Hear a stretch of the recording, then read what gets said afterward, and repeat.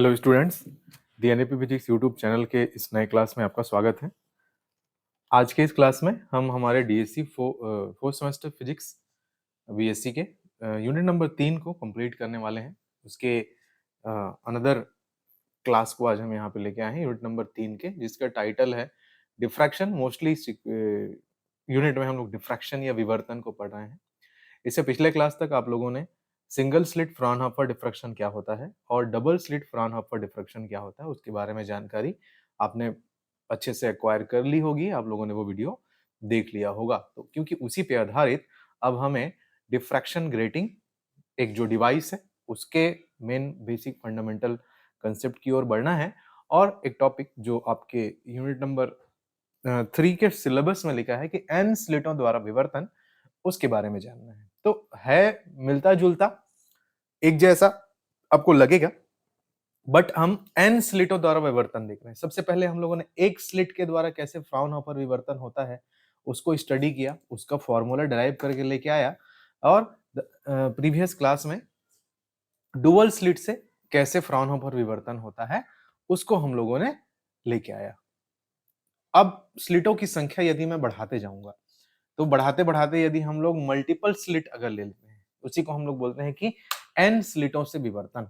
और इस एन स्लिटों के विवर्तन को अच्छे से अंडरस्टैंड कर लेने के बाद आप उस पर्टिकुलर डिवाइस को पढ़ने के लिए मतलब सक्षम हो जाते हैं, एबल हो जाते हैं, जिसको हम लोग बोलते हैं प्लेन डिफ्रैक्शन ग्रेटिंग, समतल पारगमन ग्रेटिंग के नाम से कभी कभी जाना जाता है उस पे। तो आज हम बात करेंगे मुख्यतः एन स्लिटों के द्वारा होने वाले विवर्तन पे और उसी पे आधारित हमारे ग्रीटिंग के ऊपर। तो थोड़ा सा इंट्रोडक्शन है यहाँ पे। जैसे क्वेश्चन आएगा कि ग्रीटिंग है क्या, तो उसके बारे में अगर थोड़ा सा आपको लिखना है तो कैसे लिखेंगे। तो समतल विवर्तन ग्रेटिंग एक बहुत इंपॉर्टेंट एक्सपेरिमेंटल एपरेटस है, महत्वपूर्ण प्रायोगिक उपकरण है।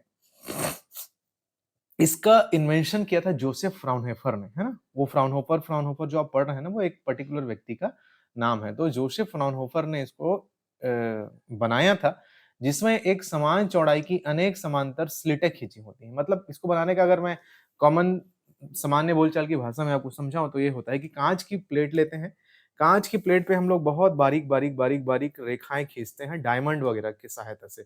मतलब हीरे के पतले नोक से कांच के ऊपर बहुत सारी लाइनें खींची जाती हैं। कि क्या होती है संख्या, तो अनुमानित 15,000 लाइनें प्रति इंच।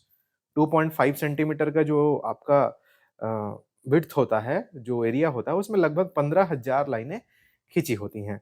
औसतन बोल रहा हूं मैं, किसी किसी ग्रेटिंग में 10,000 लाइनें, 5,000 लाइनें, 15,000 से और आगे और बारीक करते चले जाते हैं। छोटे वेवलेंथ को देखने के लिए तो 20,000, 25,000 लाइनें खींची जाती हैं। तो कांच की प्लेट पे जब इस तरह की रेखाएं डायमंड के नुकीले कोर से खींच दी जाती हैं, उसके बाद एक पतले फिल्म को उसके ऊपर रख के उसका प्रतिकृति उसके ऊपर या उसका छाप मैं बोलूं ले लिया जाता है। जैसे पहले के समय में नेगेटिव जिसको हम लोग बोलते हैं, फोटो का एक इमेज, उसको एक ट्रांसपेरेंट रिफ्लेक्टेड मटेरियल के ऊपर उस प्रतिकृति को, उस आकृति को छाप लेते हैं हम लोग, जो रेप्लिका उसका ले लेते हैं। तो वो जो बन के आता है उसको हम लोग ग्रेटिंग कहते हैं। एक्चुअल में ग्रेटिंग दिखाई कैसे देता है वो आपको इस स्क्रीन पे अभी दिख रहा होगा कि ये लैब में आप इससे रिलेटेड प्रैक्टिकल भी करोगे और एक्चुअल में ग्रेटिंग इस तरह से दिखाई देता है। ये वो, आप इसको मैं प्लास्टिक नहीं बोलूंगा कि ये प्लास्टिक का सीट है। ये एक तरह का अलग टाइप का मटेरियल होता है, माइका और थोड़ा सा सिलिकॉन प्लास्टिक मिक्स इस तरह का। इसके ऊपर ही उन बारीक बारीक खींची गई लाइनों का छाप हम लोग लिए हुए हैं। वो इतनी बारीक है या इतनी पास पास हैं कि आप उसको नॉर्मल आंखों से देख भी नहीं सकते कि छोटे से एरिया में 15 से 20,000 लाइनें डायमंड कट से खींची गई हैं। तो ये इसी को ही ग्रेटिंग कहते हैं, ठीक। तो और आगे इसके बारे में पहले जानेंगे हम लोग। तो समांतर खींची गई अंतराल लाइनों की संख्या बहुत अधिक होती है, लगभग 15,000 लाइनें इसमें प्रति इंच खींची रहती हैं, जिसमें अधिक संख्या में स्लिट की व्यवस्था हो जाती है। फलस्वरूप विवर्तन और व्यतिकरण के प्रतिरूप हमें प्राप्त होते हैं। अब इससे लाइट को गुजारने से आपको पता है कि फ्राउनहोफर डिफ्रैक्शन का कंडीशन दोनों चीजों को लेकर रखता है अपने पास, जो इसको बोलते हैं विवर्तन मतलब डिफ्रैक्शन और व्यतिकरण मतलब इंटरफेरेंस। तो दोनों ही चीजें उसमें फिर डन होती हैं। अब मैं आता हूं यहाँ पर, इसी डिवाइस के बेसिक फंडामेंटल चीजों को पढ़ना है, उसके बेसिक मैक्सिमा मिनिमा के फॉर्मूलोज को डिराइव करना है। तो उससे पहले हमें एंड स्लिटों द्वारा अगर विवर्तन क्या होता है उसको समझना पड़ेगा कि एन स्लिट है, अगर मेरे पास कुछ इस तरह का सिस्टम है जिसमें एन स्लिट है, तो फिर क्या-क्या उसके बेसिक चीजें निकल के आएंगी उसके बारे में जानेंगे। अगर मैं डायग्राम वाइज ग्रेटिंग को थोड़ा सा इंट्रोड्यूस करूं तो कैसे बनाएंगे उसको आप थोड़ा समझ लीजिए। डायग्राम आपको कुछ इस तरह से डिराइव करके लेके आना है, बनाना है, ठीक। जैसे ये देखिए यहाँ पर बहुत सारे स्लिट हैं, ये ए से लेके बी तक का पॉइंट ब्लॉक है, फिर बी से लेके सी तक का पॉइंट खुला हुआ है, फिर सी से लेके डी तक का पॉइंट फिर ब्लॉक है, फिर डी से लेके आगे ये वाला खुला हुआ है, फिर ब्लॉक है, फिर खुला हुआ है, फिर ब्लॉक है, फिर खुला हुआ है। तो ये छोटे छोटे जो ओपन एरिया हैं, ओपन वाले जो पोर्शंस हैं, वो स्लिट की तरह व्यवहार करेंगे। और चूंकि फ्राउनहोफर डिफ्रैक्शन है इसलिए हमें लेंसेज का उपयोग करना है। तो यहाँ से जो लाइट वेव इन तीक्ष्ण किनारों से, तीखे किनारों से जो लाइट वेव विवर्तित होगी, उसे इस लेंस के माध्यम से इकट्ठा कर कर प्राप्त होने वाले प्रतिरूप को, जिसमें वो डिफ्रैक्शन और इंटरफेरेंस दोनों का कॉम्बिनेशन होता है, उसको हम पर्दे पर कहीं पर प्राप्त करते हैं और फिर उच्चिष्ट निम्निष्ट मतलब मैक्सिमा मिनिमा के पैटर्न्स को हम लोग देखते हैं, ऑब्जर्व करते हैं। पिछले क्लास में मैंने आप लोगों को इससे रिलेटेड एप्लेट भी शो किया था कि कैसे स्लिट की पोजीशन को बदलने से, उसके मध्य की दूरियों को बदलने से कैसे वो पर्दे पे दिखने वाला पैटर्न अलग-अलग प्रकाश के रंगों के आधार पर बदलता है। तो वो एक बेसिक चित्र आपके दिमाग में बना होगा। तो ये एक फंडामेंटल कंसेप्ट है और हर वेव एक एंगल पे थीटा पे बेंड होकर इस लेंस के माध्यम से इस पर्दे पर यहाँ पर इकट्ठा होता है। पॉइंट नंबर ओ हमारे सेंट्रल मैक्सिमा को शो करता है। सेंट्रल मैक्सिमा मतलब ऐसा पोजीशन जहां पे मैक्सिमम जो इंटेंसिटी होती है वो होती है, जहां पर बिना डेविएशन के theta is equal to zero के कंसेप्ट से लाइट वेव जाके चलती हैं, जो कि सेंट्रल ब्राइट फ्रिंज को निरूपित करता है। एक तरह से देखा जाए तो बहुत बारीक ग्रेटिंग वाले मटेरियल से लाइट वेव का चलना एक तरह से डिफ्रैक्शन नहीं बल्कि बहुत बहुत महीन तरीके का इंटरफेरेंस है, और उस इंटरफेरेंस के पैटर्न्स को ही बाद में हम लोग आगे चल के प्राप्त करते हैं। इससे रिलेटेड भी एप्लेट हम लोग आज थोड़ा सा जानेंगे, हल्का सा देखेंगे। बट अब मैं पैटर्न एनालिसिस पे आ रहा हूँ। पैटर्न एनालिसिस पे आ रहा हूँ मतलब यदि एक स्लिट दो स्लिट से बढ़ाकर यदि स्लिटों की संख्या बहुत ज्यादा मैं कर देता हूँ, तो किस तरह के कंबाइन इंटेंसिटी के इक्वेशन आपको मिलेंगे और किस तरह के पर्दे पे पैटर्न्स आप प्राप्त करेंगे, क्योंकि ये ग्रेडिंग को समझने के लिए फाउंडेशन है। और अलग से भी आपको क्वेश्चन पूछ सकता है कि एन स्लिटों से होने वाले विवर्तन को समझाइए, तो फिर आपको यहां से चालू करना पड़ेगा कि फ्राउनहोफर के हम लोग पैटर्न एनालिसिस कर रहे हैं किसके लिए जी, एन स्लिटों के लिए, बहुत सारे स्लिटों के लिए। चालू कहां से करेंगे समझिए।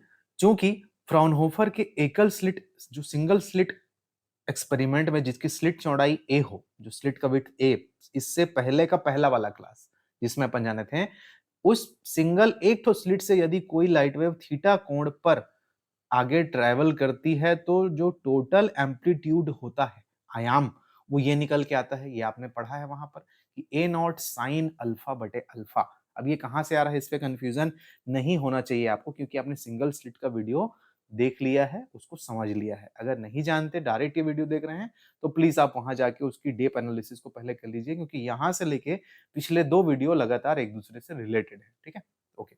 साथ ही जो स्लिट के किनारों से चलने वाली दो किरणों के मध्य जो फेज डिफरेंस होता है, जैसे स्लिट के भीतर एक तो स्लिट है तो उसके भीतर चलने वाला आयाम ये होगा, और उसके दोनों किनारों से जो चलता है, दोनों कॉर्नर से, जैसे इस कॉर्नर और इस कॉर्नर, इन दोनों कॉर्नर से जो चलता है लाइट वेव आगे की ओर ट्रेवल करता है, उसमें फेज डिफरेंस हम लोग डिफाइन करते हैं 2 अल्फा,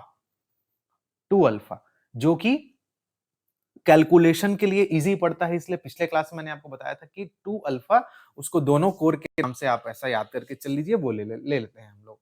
और ये आता क्या है, 2 pi by lambda A sine theta. तो ये एक्चुअल में यहाँ पर पथांतर, अगर आप सिर्फ इस डायग्राम का एक ठो स्लिट को कंसंट्रेट करिए और एक ठो स्लिट को, मान लो मैं ये वाले स्लिट को कंसंट्रेट करता हूँ, सिर्फ सिंगल एक ठो स्लिट को, तो यहाँ के दोनों कोरों से होके जाने वाला जो लाइट वेव है, उसके लिए यहाँ पर थीटा एंगल से वो जो साइन थीटा जब हम लोग अप्लाई करते हैं, और साइन थीटा अप्लाई करने के बाद अगर स्लिट का विड्थ मेरा ए है, सिर्फ ए मोटाई का, तो फिर मेरे को ए साइन थीटा मिल जाता है। तो वही ए साइन थीटा है यहाँ पर। यहाँ पर ए क्या है जी मेरे लिए, विड्थ ऑफ द स्लिट। कभी कभी किसी किसी किताबों में विड्थ ऑफ द स्लिट को ई से यूज करता है, तो कंफ्यूज मत होइएगा। कभी कभी इंटरनेट पे आप खोजेंगे या कहीं पे पाएंगे, या फिर हो सकता है आपके क्लास में आपको टीचर पढ़ाए तो वहां पे स्मॉल ई का यूज करेगा। तो आप कंफ्यूज मत होइएगा, वो कहीं पर जो डिनोट कर रहे हैं वो आपके विड्थ ऑफ द स्लिट को ही यूज कर रहे हैं। हम लोग यहाँ पे स्मॉल ई यूज किए हैं, तो वो जो निकल के आता है, पहले और दूसरे क्लास में भी मैंने इस चीज को बहुत ज्यादा यूज किया है फ्रॉनहोफर वाले केस में। तो ए साइन थीटा और 2 पाई बाय लैम्डा इंटू पथांतर करके मेरे को फेज डिफरेंस या पाथ सॉरी कलांतर निकल जाएगा, फेज डिफरेंस, जिसको मैं 2 pi by lambda A sine theta लिख लूंगा। इससे मेरे को क्या मिल जाएगा, अल्फा की value pi by lambda A sine theta. ये इक्वेशन नंबर 2 हो गया मेरे को। जस्ट पिछले क्लास में इसको डिराइव कर चुका हूं, कोई चीज इस क्लास में उतना नया नहीं है। चूंकि आप सिंगल स्लिट और डबल स्लिट अच्छे से अगर पढ़ लिए हैं तो ये उनके चीजों से ही मिलके बनने वाला चीज है। तो इक्वेशन नंबर 1 कहां से आई आपको क्लियर होना होगा। इक्वेशन नंबर 2 मैं कहां से लेके आया ये आपको क्लियर होगा। ठीक है, चलिए आगे बढ़ते हैं इसमें। अब यदि हम दो स्लिटों से चलने वाली किरणों पर विचार करते हैं, ऊपर जो दो इक्वेशन लेके आया मैं, वो एक स्लिट के विड्थ से चलने वाले एम्पलीट्यूड और एक स्लिट के दोनों कॉर्नर से चलने वाले लाइट वेव के बीच में कलांतर एंड पथांतर के कंसेप्ट से एक इक्वेशन अल्फा मैंने फाइंड कर ली है। अब अगर मैं थोड़ा सा स्लिटों की संख्या बढ़ाता हूं कि अब मान लीजिए यदि हम दो स्लिटों से चलने वाली किरणों पर विचार करते हैं, तब दो संगत बिंदुओं करस्पॉन्डिंग पॉइंट्स, मतलब स्लिट और स्लिट के बीच का गैप, उसको बोलते हैं करस्पॉन्डिंग पॉइंट, से चलने वाली किरणों के मध्य में जो फेज डिफरेंस होता है, जस्ट पिछले क्लास में इसको हम लोगों ने डिराइव किया था, जिसको 2 बीटा से डिनोट करते थे कैलकुलेशन के लिए। और 2 beta is equal to A plus B sine theta, क्योंकि यहीं अगर मैं दो ठो स्लिट को लेता हूं, दो करस्पॉन्डिंग पॉइंट, दो ठो स्लिट के करस्पॉन्डिंग पॉइंट, जैसे सी से लेकर डी, एक स्लिट और एक उसका ब्लॉकेज, तो यहाँ का लाइट वेव और यहाँ का लाइट वेव जो डुअल स्लिट में मैंने कैलकुलेट किया था, तो ये दोनों के बीच का जो करस्पॉन्डिंग डिस्टेंस है वो ए प्लस बी हो जाता है। और यहाँ पर अगर बनने वाले त्रिभुज में अगर आप साइन थीटा अप्लाई करते हैं तो A plus B sine theta ऐसा कुछ आएगा। और फिर डुअल लाइन या डुअल स्लिट के कॉर्नर पॉइंट से होके जा रहा है, इसलिए हम उसको 2 बीटा से डिनोट करते हैं। तो वही वाला है जो पिछले क्लास में मैंने यूज किया, तो उससे मेरे को बीटा इज इक्वल टू पाई बटे लैम्डा ए प्लस बी साइन थीटा मिल जाएगा। इक्वेशन नंबर 3 हो गया मेरे को। ठीक है, इसी बीटा को कभी कभी हम लोग डी से डिनोट करते हैं, डिफरेंस एंगल के फॉर्म में, बस नोटेशन है, ध्यान रखिएगा। ठीक, रिजल्टेंट एम्पलीट्यूड लिखने के लिए। अब यदि हमारे पास एक दो करते करते कितने स्लिट हैं जी, एन स्लिट हैं यदि मेरे पास, ठीक, अगर मेरे पास एन स्लिट रखे हुए हैं, तो अब मैक्सिमम एम्पलीट्यूड में क्या परिवर्तन होगा उसको आप समझिए। तो एन स्लिटों से थीटा दिशा में बदल बदल कर या अलग अलग आयाम, जिसका वैल्यू कितना है, ए नॉट साइन अल्फा बटे अल्फा है, चलने वाली किरणों का आयाम, से चलने वाले विभिन्न विवर्तित किरणों, बहुत सारे डिफ्रेक्टेड रेज से प्राप्त होने वाला टोटल रिजल्टेंट एम्पलीट्यूड इस तरीके से परिभाषित होगा। R इज इक्वल टू ए गुना, ए जो है मेरा एम्पलीट्यूड है जो हर वेव सिंगल स्लिट के वजह से बनाता है, इंटू साइन एन डी बटे दो बटे साइन डी बटे दो। ये पहले क्लास में मैंने आपको इसको रिमेंबर रखने के लिए कहा था। ये फेजर डायग्राम मेथड से इस एम्पलीट्यूड को डायग्राम या चित्र के द्वारा निकाला जाता है, चाप केंद्र पे बनने वाले कोण उसके आधार पे। तो इसको रिमेंबर करके चलना है। ये आप अगर पहला क्लास देखे हुए हैं तो आप इसको जानते हैं। यहाँ भी अभी तक मैं कोई भी नया चीज नहीं डाला हूँ। ठीक है, तो जो रिजल्टेंट एम्पलीट्यूड बनेगा एन स्लिटों के द्वारा, वो sine N D by two और साइन डी बाई टू से डिनोट होगा। अब यहाँ पे डी हमने डिफाइन किया हुआ है ऑलरेडी, ये वाला कि डी इस पूरे वैल्यू को बोलते हैं और बीटा इसको बोलते हैं कि D is equal to difference, मतलब दो स्लिटों से चलने वाले करस्पॉन्डिंग किरणों के बीच का जो फेज डिफरेंस होता है without cutting 2 pi by lambda A plus B sine theta is called D. तो अब इस पर्टिकुलर आपको यहां तक पहुंचने के बाद जो याद करने की चीज थी वो ये थी कि R is equal to A amplitude into sine N D बटे दो साइन डी बटे दो। इसमें अब हमको मान रखना है, इसको डिटेल में सॉल्व करने के लिए हम रिजल्टेंट एम्पलीट्यूड निकालना चाहते हैं एन स्लिटों के लिए। तो भाई मेरे को ए पता है क्या और मेरे को डी पता है क्या होता है। ठीक, चूंकि डी होता है 2 pi by lambda A plus B sine theta, जिसको कभी कभी 2 बीटा भी बोल देते हैं हम लोग, और स्मॉल ए जो एम्पलीट्यूड होता है वो ए नॉट साइन अल्फा बटे अल्फा होता है, जो सिंगल स्लिट से निकाल के हम ऑलरेडी डिस्कस कर चुके हैं, हमें प्राप्त है। इन दोनों मानों को जब आप यहाँ पे रख देते हैं, मतलब यहाँ पे रखने के लिए यदि मैं एन डी बनाऊं, एन डी बटे दो बनाऊं, तो जैसे ये डी था तो एन डी बटे दो बनाऊंगा, मतलब एन बटे दो का गुणा कर दिया इस पक्ष में, तो एन बटे दो 2 pi by lambda A plus B sine theta something, तो 2 से 2 कटेगा, n पाई बटे लैम्डा ए प्लस बी साइन थीटा आएगा। और अगर n को छोड़ के यहाँ पर पाई बटे लैम्डा ए प्लस बी जो लिखा है वो एक्चुअल में क्या चीज है जी, बीटा है। उसको किस चीज से डिनोट करते थे हम लोग, यहाँ पे देखिए पाई बटे लैम्डा ए प्लस बी साइन थीटा को क्या बोलते हैं, बीटा। तो फाइनली एन डी बटे 2 को मैं बोलूंगा एन बीटा, यहां से, क्योंकि ये वाला n और ये पूरा क्या कहला रहा है, मेरा बीटा कहला रहा है। तो जहां एन डी बटे 2 रहेगा वहां मैं क्या रखूंगा, एन बीटा रखूंगा। और जहां पर डी बटे 2 है वहां पे क्या रखेंगे, उसको भी देखते हैं अपन।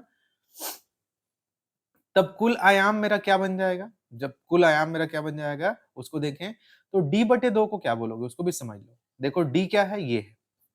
अगर d बटे 2 करूंगा रफ में मैं, तो d बटे 2 करोगे ऐसे, मतलब इस पर्टिकुलर इक्वेशन को 2 से भाग दोगे, और 2 से भाग दोगे तो 2 2 कट जाएगा, तो पाई बटे अल्फा ए प्लस बी साइन थीटा, पाई बटे लैम्डा ए प्लस बी साइन थीटा, इस तरह से ये चीज आएगा। एक तो ये, और यहां पर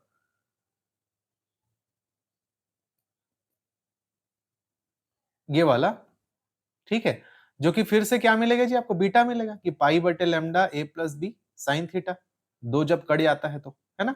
तो फिर अब इस पर्टिकुलर एक्सप्रेशन में एन डी बटे 2 और डी बटे 2 की वैल्यू रखेंगे, तो एन डी बटे 2 का मतलब है एन बीटा, और डी बटे 2 का मतलब है सिर्फ बीटा। तो ये मेरा इक्वेशन नंबर 4 जो है अब इन टर्म्स में कन्वर्ट हो जाएगा, जो तुल्य आयाम आर होगा, r is equal to a sine N D बटे 2 बटे साइन डी बटे 2 था, उस तुल्य आयाम फेजर विधि से प्राप्त इस फॉर्मूले में मैं ए के जगह रखूंगा ए नॉट साइन अल्फा बटे अल्फा, जो कि सिंगल स्लिट से मिला था, साइन एन डी बटे 2, तो साइन एन डी बटे 2 का मान है एन बीटा, तो एन बीटा, और साइन डी बटे 2, तो डी बटे 2 का मान है बीटा, तो ये मिल गया आपको।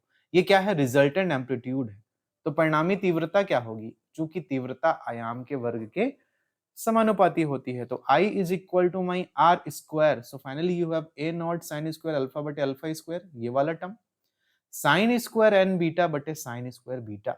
ये एक्सप्रेशन जो निकल के आया, ये एन स्लिटों के लिए इंटेंसिटी के डिस्ट्रीब्यूशन को निरूपित करता है, तीव्रता के वितरण को प्रदर्शित करता है। इसमें से फिर से दो पदों से, दो भागों से ये जो रिजल्टेंट इंटेंसिटी का चीज आया है वो मिलकर बना है। एक भाग आपको सीधे सीधे समझ में आ रहा होगा, सिंगल स्लिट के कारण होने वाला विवर्तन का भाग है, और दूसरा चीज एन स्लिटों के कारण उत्पन्न होने वाले व्यतिकरण या इंटरफेरेंस का पार्ट है। सेम चीज आपको ऐसे ही डुअल स्लिट में भी मिला था, तो डुअल स्लिट में भी ये एक्सप्रेशन आया था, और यहाँ पर कॉस स्क्वायर बीटा आया था। अगर आप लोगों को वो पिछला क्लास का मेन एक्सप्रेशन अगर याद है, आप उसको अच्छे से आपने उसको पढ़ा है, तो कॉस स्क्वायर बीटा हमने प्राप्त किया था। एन स्लिटों के लिए देखिए यहाँ पे क्या परिवर्तन हुआ है, इस व्यतिकरण के पद को ही एक अलग नाम हम लोग दे देते हैं, क्योंकि सिंगल स्लिट से विवर्तन वाला पैटर्न का जो पद है वो तो उपलब्ध है ही है, इंटेंसिटी में तो वो तो हमेशा उपलब्ध ही रहेगा, चाहे वो एक स्लिट लो, दो स्लिट लो, या अनंत एन स्लिट ले लो। ये चेंज हुआ है, तो ये जो चेंज हुआ है नया निकल के आया है, जो कि एन स्लिटों के इंटरफेरेंस या व्यतिकरण को प्रदर्शित करेगा, उसको एक नए नोटेशन जेड से हम लोग डिनोट कर देते हैं कि z is equal to sine square N beta बटे साइन स्क्वायर बीटा, ठीक, क्योंकि इस पे ही इंटेंसिटी के मैक्सिमाइजेशन और मिनिमाइजेशन को आगे चल के हमको कैलकुलेट करना है, क्योंकि ये चीज तो फिक्स है, सिंगल स्लिट वाला पद है। तो मेन इंटेंसिटी इक्वेशन अगर आपसे पूछता है कि एन स्लिटों हेतु अधिकतम तीव्रता का व्यंजक उत्पन्न कीजिए, तो यहां तक करके आना पड़ेगा। अगर क्वेश्चन में सिर्फ इतना लिखा है तो ये वाला पॉइंट पेज यहां से शुरू करके ये वाले पेज तक और यहां तक डिराइव करके लेके आ जाना है, और इसको थोड़ा सा लास्ट में आप डिफाइन कर देंगे। यह समीकरण दो भागों से मिलकर बना है। प्रथमता या फर्स्ट कौन है जी, ये वाला पद, जो कि एकल स्लिट से प्राप्त विवर्तन या डिफ्रैक्शन के इफेक्ट को शो कर रहा है। दूसरा वाला पद ये वाला पद है, जो कि विभिन्न एन स्लिटों से प्राप्त क्या चीज, व्यतिकरण, इंटरफेरेंस के प्रभाव को प्रदर्शित करता है, जिसको हम लोग जेड से डिनोट करते हैं। ठीक, समीकरण 5 द्वारा प्राप्त कुल तीव्रता से इंटरफेरेंस उच्चिष्ट मैक्सिमा एवं निम्निष्ट मिनिमा हमें प्राप्त करने हेतु अवकलन की विधि से डेल जेड बटे del beta is equal to 0 की प्रक्रिया करेंगे। तो अगर यहाँ पर सिर्फ आपसे ये पूछा है कि क्या है मेन इंटेंसिटी का इक्वेशन, तो यहाँ तक डिराइव करके छोड़ दीजिए, बता दीजिए लास्ट में कि इसका आधा भाग ये कहलाता है भाई विवर्तन का पद है, आधा भाग क्या है व्यतिकरण का पद है।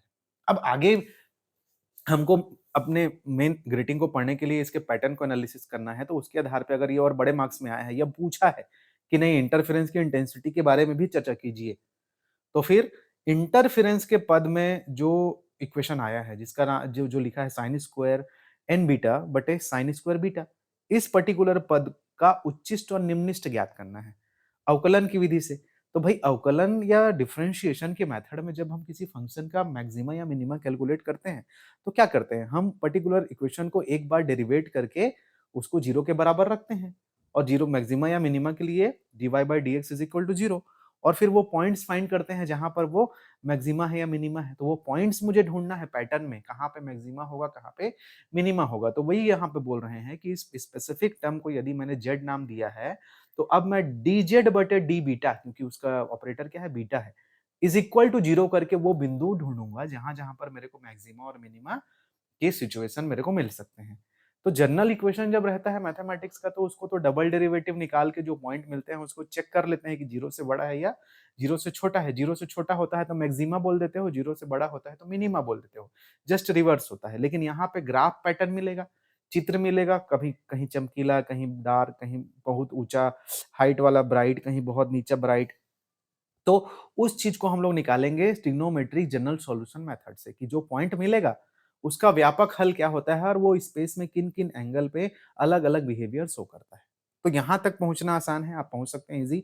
यहाँ तक आप पहुंचने के लिए सिर्फ एक चीज आपको याद रख के चलना है कि रिजल्टेंट एम्पलीट्यूड का फॉर्मूला जो फर्स्ट क्लास में हम लोग ने जाना था और मैंने वहां पर भी आपको रिमेंबर कराया था कि R is equal to a dot sine N डीटा बटे साइन एन डी बटे दो बटे साइन एन डी बटे दो होता है। ठीक है, चलिए आगे बढ़ता हूँ मैं यहाँ पर ना, फिर से एनालिसिस बात करता हूँ। तो जो सेकंड टर्म आया है इंटरफेरेंस टर्म, अब उस पर बात करेंगे। तो वो हमारा टर्म क्या था जी, Z is equal to sine square beta बटे साइन स्क्वायर बीटा।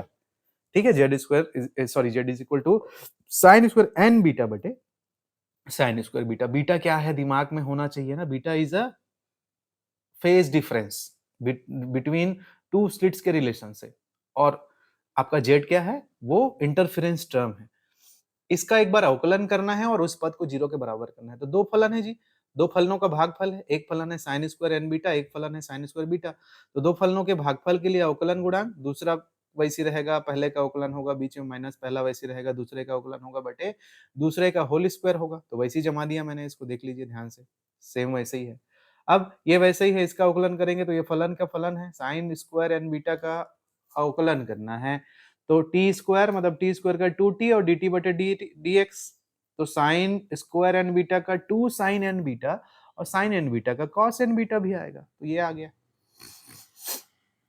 और एन बीटा का एन भी आएगा, तो ये एन यहाँ पर आ गया। तो 2 sine N beta cos n beta n n minus sine square N beta वैसे ही है। इस साइन स्क्वायर बीटा का क्या होगा जी, 2 sign beta into cos beta. तो 2 sign beta and cos beta, ये 2 यहाँ पे आ गया, नीचे फोर्थ हो जाएगा पावर, सिंपल डिफरेंशिएशन मैं कर रहा हूँ। ठीक, फिर ये sign to the power 4 beta इस वाले पद के बटे में भी है और ये साइन स्क्वायर 4 बीटा इस वाले पद के बटे में भी है।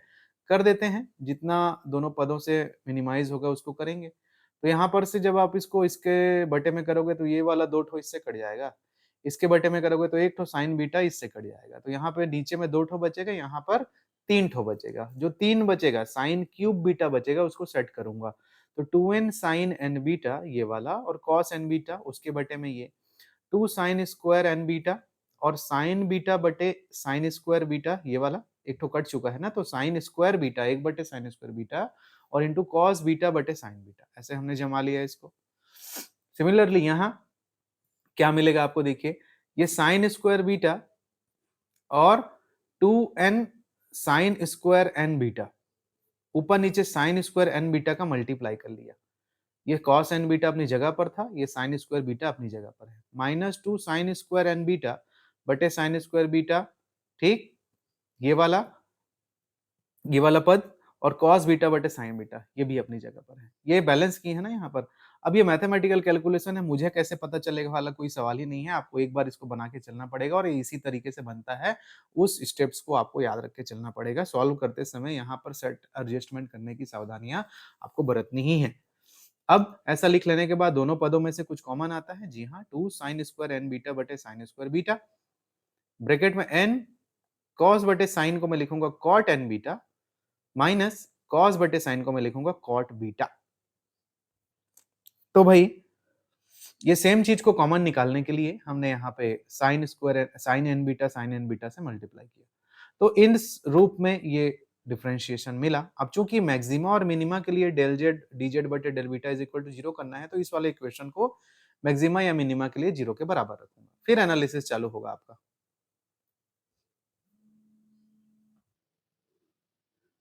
अब ये जो सिचुएशन हमें मिला है कि 2 sin स्क्वायर n बीटा बटे sin स्क्वायर बीटा ब्रैकेट में n cot n beta minus cot beta is equal to 0, ये 0 है, 0 बोल रहे हैं। इसका तात्पर्य क्या है कि ये वाला पद 0 होगा या तो ये वाला पद 0 होगा, तभी दोनों में से मल्टीप्लाई होके रिजल्टेंट जो है मैक्सिमा या मिनिमा के लिए 0 मिल रहा है। तो मतलब sin n बीटा बटे sin beta is equal to 0, whole square के कंसेप्ट को हटा के अगर केवल पदों को देखें, या फिर n cot n beta minus cot beta is equal to 0। तो प्रिंसिपल मैक्सिमा का क्या कंडीशन है, अब आप समझिएगा, ये इंटरफेरेंस के पैटर्न को डिटेल में एनालिसिस कर रहे हैं। प्रिंसिपल मैक्सिमा, मुख्य उच्चिष्ट, समीकरण में इसका मान यदि 0 n sin n बीटा बटे sin बीटा में यदि बीटा बराबर 0 हो, ठीक, तो बीटा बराबर 0 हो जाएगा, तब व्यापक रूप से beta is equal to plus minus n पाई मिलेगा आपको, व्यापक हल साइन थीटा वाला, जो पहले भी मैं कर चुका हूं। तो n इज इक्वल टू 1 2 3 के लिए तब साइन n बीटा बटे n साइन बीटा क्या मिलेगा आपको, 0 बटे 0 मिल जाएगा। देखो, अगर बीटा बराबर 0 है तो ये भी 0 मिल गया, साइन 0 0 होता है साइन बीटा में, ये भी 0 0 ही होता है, जो कि अपरिभाषित है क्योंकि केवल दो दो भाग का पद है। अब जब कोई भी लिमिट का क्वेश्चन 0 बटे 0 या इन्फिनिटी बटे इन्फिनिटी का आ जाता है, तो उसको हम लोग थोड़ा सा ट्रीटमेंट करके, जिसको एल हॉस्पिटल रूल बोलते हैं कभी कभी, या अंश और हर का अवकलन कर देते हैं एक बार, उसका डिफरेंशिएट करके छोटे रूप में चेक करते हैं लिमिट क्या है, तो वही करेंगे यहाँ पर। डायरेक्ट ये 0 रखने से मैक्सिमम नहीं मिल रहा है, ठीक है, क्योंकि साइन थीटा का मान अधिकतम 1 होता है और मिनिमम -1 होता है। तो हम अंश और हर का अवकलन करके हम क्या करेंगे, डिफरेंशिएट करके फिर से लिमिट चेक करेंगे उस रेंज पे कि बीटा टेंस टू n पाई पे, ठीक। तो देखिए n पाई कहने के बाद अब 0 1 टू पाई, साइन पाई बटे पाई करोगे वो भी 0 बटे 0 आएगा ना, यहाँ पर भी साइन पाई बटे पाई करने से 0 ही आएगा वैल्यू वाइज। तो अब देखो, limit beta tends to n pi sine n beta बटे साइन बीटा, इसका एक बार डिफरेंशिएट करोगे आप तो साइन n बीटा का cos n बीटा और एक्स्ट्रा n आएगा और बटे cos बीटा, ठीक, साइन बीटा का cos बीटा। अब limit beta tends to n pi, ठीक, बीटा की जगह n पाई आप रखते हो और इनिशियल कंडीशन में यदि आप इस चीज को पुट करें तो यहाँ पर cos की ये जो वैल्यू है प्लस माइनस 1 रिफ्लेक्ट होगी बार बार, plus minus 1 plus minus 1 plus minus 1, अलग अलग पॉइंट के अकॉर्डिंग इस वाले क्वांटिटी की वैल्यू आपको उस तरह से वैल्यू मिलते चले जाएगी लिमिट की डेफिनेशन फॉर्मूले के अकॉर्डिंग, कि cos of limit x tends to pi, cos of pi, तो cos ऑफ पाई -1 होगा, फिर cos ऑफ 2 पाई, cos ऑफ 3 पाई 4 पाई, तो अल्टरनेटिव में +1 -1 +1 -1 मिलते जाएगा और ये वाला n एक्स्ट्रा आएगा। तो अब फाइनली जब इसको सॉल्व कर लेंगे अपन तो हमको प्लस माइनस n मिलेगा इसका वैल्यू। मतलब हमको ये क्या समझ में आया कि जो मुख्य परिणामी आयाम की जो दिशा है वो n के समानुपाती है। देखिए प्लस माइनस n आया है, जो मेन एम्पलीट्यूड बन रहा है वो किसके समानुपाती है, n के समानुपाती है। तो फिर तीव्रता किसके समानुपाती होगी, n स्क्वायर के समानुपाती होगी। तो मुख्य उच्चिष्ट की जो तीव्रता होगी वो n स्क्वायर के समानुपाती होगी, क्योंकि यहाँ पर से आपको कैलकुलेटेड वैल्यू n मिली। ये एक रिजल्ट हो गया, ठीक है। चलिए इसको और कंक्लूड करूंगा आगे मैं। तो फिर हमारा फाइनल इंटेंसिटी जो कि प्रिंसिपल मैक्सिमा मुख्य उच्चिष्ट के लिए क्या हो जाएगा जी, I is equal to R square A nought square sine square alpha बटे alpha square into N square. ये वाले पद का मान आपने जो हल किया, इस पूरे वाले पद का मान किसके लिए, मुख्य उच्चिष्ट के लिए बात कर रहा हूं, जो सबसे बीच में ग्राफ के पैटर्न में जब आप इंटरफेरेंस पैटर्न जब देखेंगे तो ये जो मिडिल में ये जो आता है ऐसा वाला, उसके लिए बहुत सारे n स्लिटों के लिए इसका जो मान है, इस वाले पद का मान क्या मिल गया हमको, n स्क्वायर मिल गया, ठीक। तो ये हमको मिल गया, बीच में जो मिलता है उसको मुख्य उच्चिष्ट बोलते हैं ना। तो फाइनली ये आपने डिफाइन कर दिया। ये वाला। इस प्रिंसिपल मैक्सिमा की स्थिति क्या होगी, तो beta is equal to plus minus N pi पे निर्भर करेगा। ठीक, सिलेक्शन पॉइंट वही है, beta is equal to maximum generalised व्यापक हल के तौर पे beta is equal to plus minus N pi. और हम लोग जानते हैं बीटा का मान क्या है, ऑलरेडी हम लोग निकाल चुके हैं। Beta is defined by pi by lambda A plus B sine theta plus minus N pi. तो दोनों तरफ से पाई पाई कटेगा तो A plus B sine theta plus minus N lambda, और यहां से अगर आप साइन थीटा की वैल्यू निकालें यहां से रफली, तो प्लस माइनस एन लैम्डा बटे ए प्लस बी। ए और बी क्या है जी, ए स्लिट विड्थ है और बी स्लिट के बीच का ब्लॉकेज। ए और बी दोनों मिला के आपको उसका एक अंतराल बनता है। ठीक, तो यहां से साइन थीटा के अलग अलग वैल्यू मिलेंगे प्लस माइनस में, और ये प्लस माइनस साइन शो करेगा कि जो प्रिंसिपल मैक्सिमा बन रहा है ठीक बीच में बन रहा है, वो दोनों ओर एक अलग अलग बिंदुओं के आधार पे फैलेगा, दोनों ओर अलग अलग बिंदुओं के आधार पे फैलेगा, पॉजिटिव एरिया में भी और नेगेटिव एरिया में भी, इसीलिए इसमें क्या आया है जी, प्लस माइनस आया हुआ है। ठीक, तो ये प्रिंसिपल मैक्सिमा की पोजिशंस है कि प्रिंसिपल मुख्य उच्चिष्ट कहाँ कहाँ होगा, इधर इधर इधर इधर फैलेगा। ठीक है, अब सेकेंडरी मिनिमा और सेकेंडरी मैक्सिमा कैलकुलेट करेंगे। प्रिंसिपल मिनिमा नहीं होता ना, प्रिंसिपल मैक्सिमा ही होता है, मतलब मुख्य उच्चिष्ट ही होता है, मुख्य निम्निष्ट नहीं होता। बीच वाला पैटर्न हमेशा आपको चमकीला या उभरा हुआ ही दिखाई देता है। तो अब सेकेंडरी पे बात करते हैं। सेकेंडरी मतलब अब इस मेन वाले पैटर्न के बाद जो इधर बनता है, इधर आगे और बनता है, जो चेंज होते हुए आपके ग्राफ में और इस तरह से बनेंगे, उनको सेकेंडरी बोलते हैं। तो कहीं पे ऑफ रहेगा, कहीं पे ऑन रहेगा, उसके डिटेल एनालिसिस के बारे में बात करेंगे हम लोग यहाँ पर। तो इधर जो मिलने वाला है वो फिर सेकेंडरी कहलाएगा। तो उसको क्या अपन कैसे कैलकुलेट करेंगे उसको आप समझिए। द्वितीयक मिनिमा और द्वितीयक मैक्सिमा दोनों को कैलकुलेट करेंगे, क्योंकि सेकेंडरी पोर्शन पे जब भी जाएंगे तो वो चीजें चेंज होंगी। अब सेकेंडरी मिनिमा कब होगा, वो जो एक्सप्रेशन आया था साइन एन बीटा बटे साइन बीटा, मतलब जीरो मिलना चाहिए जी, सीधी सी बात है। इसका मान मैक्सिमम मिलना चाहिए था, इस पद का मान देखिए यहाँ पर, इस पर्टिकुलर पद का मान मैक्सिमम मिलना चाहिए था, मैक्सिमम मिलना चाहिए मतलब 1 मिलना चाहिए था, 1 नहीं मिला, यहाँ पर 0/0 हो गया था, तो अनडिफाइंड हो गया था, डिफाइन आउट करके उसको प्लस माइनस एन के तुल्य मिला। अब इसको मिनिमम कैलकुलेट करना है, तो मिनिमम के लिए 0 होना चाहिए। तो 0 कब होगा, जब नीचे वाला नॉन जीरो हो, ऊपर वाला 0 हो। 0/समथिंग 0 होता है, नीचे 0 हो जाएगा तब तो अनंत हो जाएगा। तो कंडीशन क्या है फिर उसके लिए, कंडीशन कुछ इस तरीके से है कि साइन एन बीटा को 0 होना चाहिए, बट साइन बीटा को 0 नहीं होना चाहिए। तब साइन एन बीटा बटे साइन बीटा का मान 0 होगा, और फिर हमको उस जहां 0 हो जाएगा तो वहां पर हमको क्या मिलेगा जी, निम्नतम तीव्रता मिलेगी, जिसको मिनिमा बोलेंगे हम लोग। अब यदि साइन एन बीटा 0 है तो उसका जनरलाइज सॉल्यूशन क्या होगा जी, N beta is equal to plus minus M pi. यहाँ पे एम एक नया इंटीजर ले लिया हूं मैं, क्योंकि एन ऑलरेडी यहाँ यूज कर लिया हूँ। ये जनरलाइज ट्रिग्नोमेट्रिक मैथमेटिकल एक्सप्रेशन का जनरलाइज सॉल्यूशन है ना, कि अगर आप sine x is equal to 0 मिलता है तो इसका जनरल सॉल्यूशन क्या लिखते हैं हम लोग जी, X is equal to plus minus N pi. ये इसको याद रखिएगा, ये आप 11th क्लास से पढ़ते आ रहे होंगे, और ट्रिग्नोमेट्री में और भी कई जगह पढ़े, वैसे ही टेन का, कॉट का, साइन का, कोसेक का, सब का होता है ऐसा। तो वही चीज यहाँ पर भी है कि if sine N beta is equal to 0, then my general solution is N beta is equal to plus minus M pi, क्योंकि एन यहाँ यूज कर लिया इसलिए एम एक नया इंटीजर ले लिया। अब चूंकि मैं जानता हूँ कि बीटा का वैल्यू मेरे को पता है, पाई बटे लैम्डा ए प्लस बी साइन थीटा है, यहाँ से पाई पाई कैंसल आउट हो जाएगा जी, और एक एक्सप्रेशन मिलेगा थीटा के टर्म पे। देखिए जरा इस तरह से कि एन ए plus B sine theta plus minus M pi, जहां जहां पर ये वाला सिचुएशन सेटिस्फाई होगा वहां वहां पर सेकेंडरी मिनिमा बनेगा। ठीक, या तो इसको ऐसा लिख लेता हूं मैं कभी कभी थीटा का एंगल प्राप्त करने के लिए कि sine theta is equal to भाई प्लस माइनस एम पाई बटे एन ए प्लस बी। तो ये सिचुएशन जहां जहां एन के विभिन्न मानों के लिए इसको जब सेट करोगे, ठीक, थीटा एम बोल सकता हूं इसको यहाँ पर ऐसा। तो साइन थीटा 1 ऐसा करूंगा तो लैम्डा बटे एन बटे ए प्लस बी, वो पहला वाला ऑर्डर का रहेगा। जब साइन थीटा 2 निकालोगे तो सेकेंड ऑर्डर का रहेगा, लैम्डा बटे एन ए प्लस बी, सॉरी 2 लैम्डा बटे, है ना। तो ये मिनिमम, ये जहां जहां ये सिचुएशन मिलेगा वहां वहां मिनिमा बनेगा। ठीक, मैक्सिमा कब बनेगा, द्वितीय उच्चिष्ट कब बनेगा, सेकेंडरी मैक्सिमा कब बनेगा, तो प्राथमिक मैक्सिमा इस इक्वेशन के इस पार्ट से बना है, इस पर्टिकुलर पार्ट से। अब सेकेंडरी पद कौन सा है, ये वाला है। ये जहां पर मैक्सिमम मिलेगा वहां पर सेकेंडरी मैक्सिमा बनेगा, ये तो कंप्लीट इक्वेशन था ना।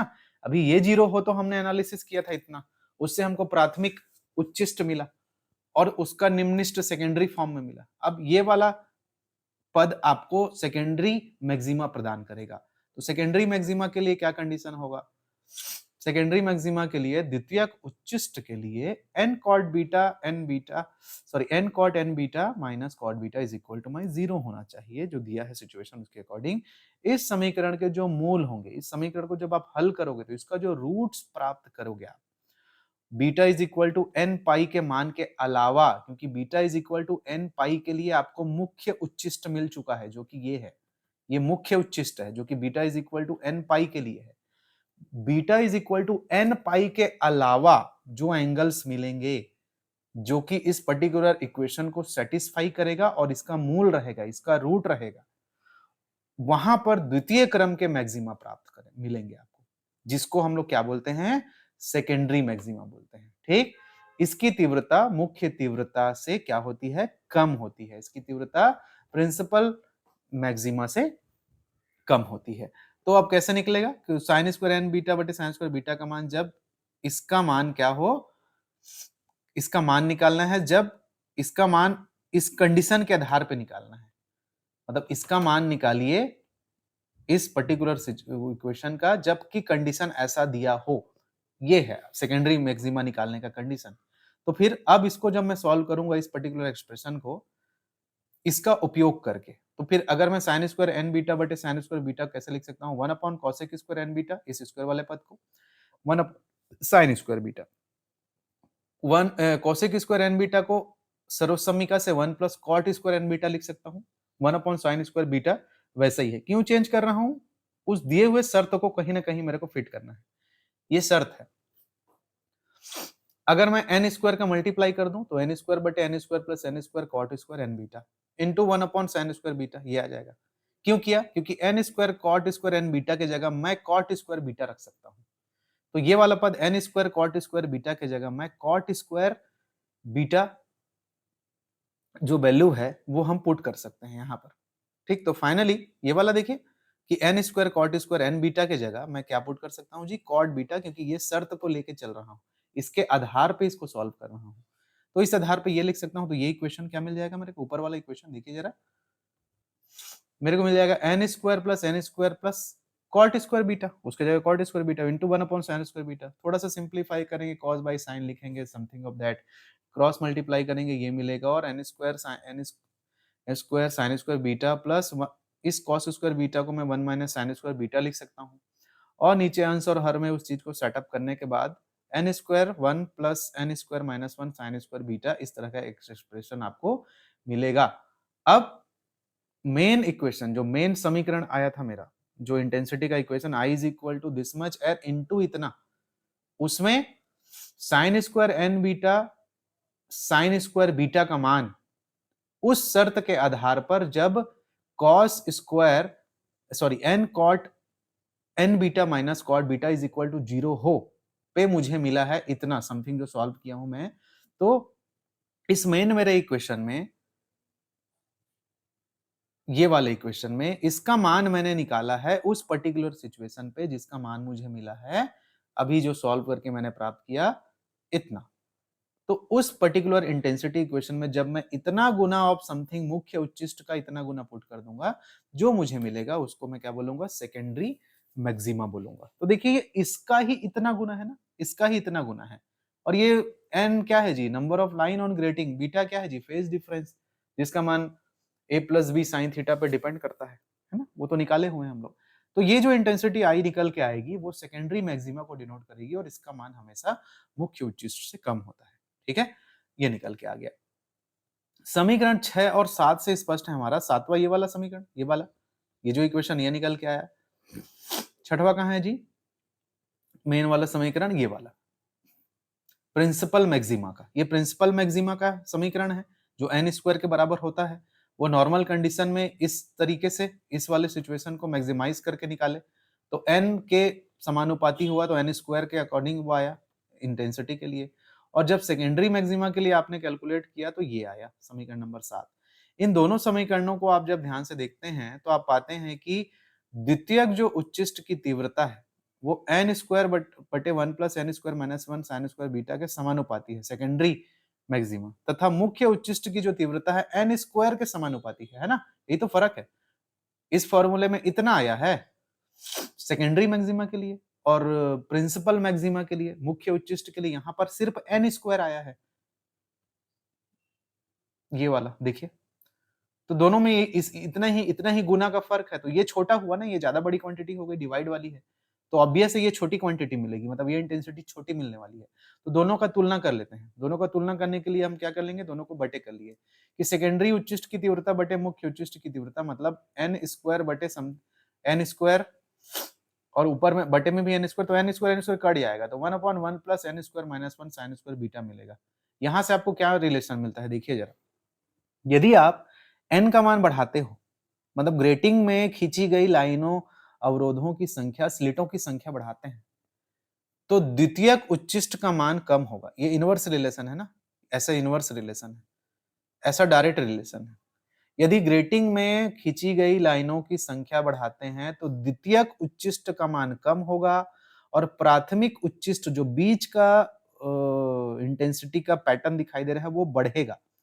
स्पष्ट है कि जैसे जैसे n का मान बढ़ाते हैं, द्वितीयक उच्चिष्ट का मान उतना ही कम होते चले जाता है। चूंकि ग्रेटिंग में रेखाओं अर्थात स्लिटों की संख्या n बहुत ज्यादा अधिक होती है, इसलिए हमारा सेकेंडरी मैक्सिमा आगे बढ़ते हुए धीरे धीरे धीरे धीरे कैसा दिखाई देगा जी, एकदम कम होते दिखाई देगा, क्षीण दिखाई देगा, अर्थात दो क्रमागत मैक्सिमा मुख्य उच्चिष्ट के बीच पूर्णतः अंधकार प्राप्त होगा। मतलब अब देखिए डायग्राम में, देखिए यहाँ पे आपको एग्जांपल की एक डायग्राम यहाँ पे शो किया गया है। यदि n बराबर 2 है, डुअल स्लिट फ्राउनहोफर डिफ्रैक्शन, तो आपको ऐसा डायग्राम मिलता है पर्दे पे पैटर्न, मुख्य उच्चिष्ट, सेकेंडरी उच्चिष्ट, फिर सेकेंडरी उच्चिष्ट, सेकेंडरी उच्चिष्ट, बीच में सेकेंडरी मिनिमा। यदि n बराबर 3 होता है, 3 ठो स्लिट अगर आप लोगे, तो मुख्य उच्चिष्ट मिलेगा, फिर एक ठो ब्लॉकेज मिलेगा, ये हल्का सा उभार यहाँ पर बना है, उसके बाद फिर सेकेंडरी उच्चिष्ट मिलेगा, और दोनों तरफ ना पॉजिटिव और नेगेटिव डायरेक्शन में दोनों तरफ, इसीलिए प्लस माइनस दोनों आता है। यदि n बराबर 4 है तो मुख्य उच्चिष्ट वो शार्पली छोटा होगा हल्का सा, और दो ठो ब्लॉकेज मिलेगा, दो ठो ब्लॉकेज, और फिर उसके बाद या दो ठो डार्क एरिया मिलेगा, उसके गैप के बाद आपको फिर प्रिंसिपल सेकेंडरी मैक्सिमम मिलेगा। यदि n बराबर 15 ले लिया, बहुत बढ़ा दिया, तो देखिए मुख्य उच्चिष्ट थोड़ा छोटा होते हुए आगे बढ़े, और बहुत सारा ब्लॉकेज ब्लॉकेज ब्लॉकेज ब्लॉकेज बीच में डार्क एरिया आते हुए फिर जाके आपको सेकेंडरी मैक्सिमम मिलेगा। तो ग्रेटिंग्स की संख्या, नंबर ऑफ लाइंस जितना ज्यादा बढ़ाते जाओगे, ये पैटर्न इस तरह से फैलता चले जाएगा, जाते चले जाएगा। उस चीज को ये कंक्लूड कर रहा है, इस चीज को ऐसे, ये एक्सप्रेशन। चलिए एक एप्लेट के थ्रू इसको मैं कंक्लूड करता हूं थोड़ा सा, ठीक है। ये स्टूडेंट आप लोगों को स्क्रीन पे दिखाई दे रहा होगा, एक हम लोग इस तरह के अब n नंबर ऑफ स्लिट और उसके डुअल स्लिट के कांसेप्ट के अकॉर्डिंग पैटर्न को देखने की कोशिश करें n बराबर 2 के लिए। तो देख लीजिए ये एक्सपेरिमेंटली डिस्चार्ज ट्यूब है जहां से लाइट वेव चलती है, और यहाँ पे दो ठो स्लिट है बारीकली, और इन दोनों स्लिटों के बीच की जो दूरी है वो 0.2 mm लिए हैं, और इसका बीच का जो और स्लिट का जो गैप है, दोनों के बीच का गैप 0.2 mm लिए हैं, और स्लिट का जो गुजरने का जो विड्थ है वो 0.04 mm लिए हैं, और यहाँ से यहाँ तक 1000 mm की दूरी पर पर्दे को रखे हैं, और वेवलेंथ हम अलग अलग कलर का यहाँ से हम लोग ले सकते हैं। तो अगर मैं यहाँ पर येलो लाइट लेता हूँ इस तरह से, देखिए मतलब बड़े तरंग दैर्ध्य के किरणों के तरंगों के लिए पैटर्न आपको पर्दे पे कैसे बनता हुआ दिखाई देगा, उसको समझिए। जैसे ये हो गया मेरा येलो लाइट, तो येलो लाइट के लिए सेंट्रल पे आपको ये देखिए, ध्यान से देखेंगे तो यहाँ पर आपको एक मुख्य उच्चिष्ट या पैटर्न दिखाई दे रहा है, उसके बाद फिर ब्लॉकेज, और फिर जो दोनों तरफ नए दिख रहे हैं वो सेकेंडरी है। अगर मैं स्लिट के विड्थ को बढ़ाता हूँ, देखिए स्लिट के विड्थ को बढ़ाऊंगा तो धीरे धीरे धीरे धीरे आपको सेकेंडरी दिखने वाली चीजें विलुप्त होती चली जाएंगी, वो दूर होती चली जाएंगी। यदि स्लिट के विड्थ को बहुत कम करेंगे, बहुत कम करेंगे, स्लिट के विड्थ को बहुत कम कर दूंगा, बहुत कम कर दूंगा, मतलब मैं ग्रेटिंग के कंसेप्ट में चला गया, पतला पतला पतला पतला छोटा छोटा स्लिट ले रहा हूँ, तो पैटर्न्स की संख्या बढ़ रही है, पैटर्न्स की संख्या बढ़ रही है। यदि दो स्लिटों के बीच के डिस्टेंस को आगे पीछे करता हूँ, उसको बढ़ाता हूँ, तो भी पैटर्न्स की संख्या में बहुत बदलाव होता है। और यदि बहुत डिस्टेंस है, बहुत डिस्टेंस है, तो आप ध्यान से आप देखिए अब, ठीक, आपको सिर्फ सेंट्रल पर एक चमकती लाइन दिखाई दे रही है, और बाहर की ओर जो फैला हुआ है वो एक धुंधला सा आपको साइन दिखाई देगा। तो मीडियम साइज पे रखते हुए अगर इसको इस तरह से देखें, और अगर पार्टिकल्स के अकॉर्डिंग भी अपन इसको देखें तो पार्टिकल्स का डिस्ट्रीब्यूशन इस तरह से आपको मिलेगा, ठीक? कि येलो कलर के लिए ऐसा मिलेगा, ठीक? अगर अलग लाइट लूँगा मैं इस तरह से, तो लाइट वेव ब्लू लाइट के लिए इस तरह से पैटर्न मेरे को दिखाई देगा। क्वांटम मैकेनिक्स के कॉन्सेप्ट्स अगर हम लोग देखें, पार्टिकल नेचर के अकॉर्डिंग, ठीक?